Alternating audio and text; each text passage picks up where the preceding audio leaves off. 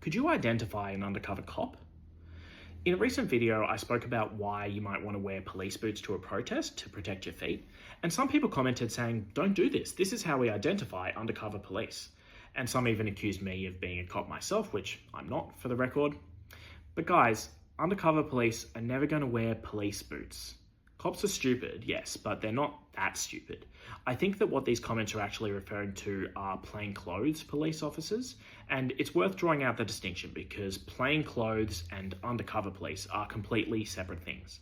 So yes, at a protest you might find police in civilian clothes. Maybe they've got their good shoes on, but the more obvious identifiers would be things like their behavior. You know, are they talking to the other cops? Are they participating in arrests even? And other equipment. So they might have on them their belt with a pistol, with handcuffs, a walkie-talkie.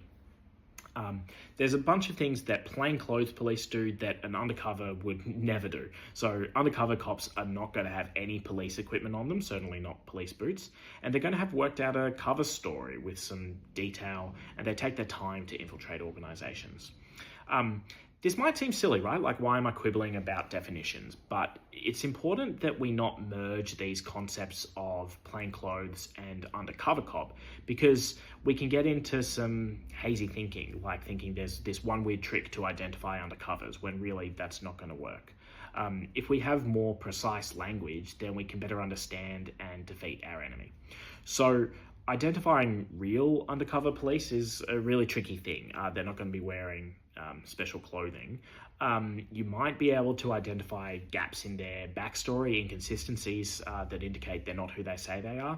But really, it's very challenging to identify people this way. Undercover cops do exist, but they're rare and hard to spot. So we should focus on things like basic security culture. Just don't mention incriminating things in writing or blab to someone that you barely know about, the action that you've got coming up that's highly illegal. Just be a bit sensible. The paranoia that we've got undercover police in our organizations can end up doing more harm than good. So keep things in perspective and don't let it stop you from protecting your feet at a protest.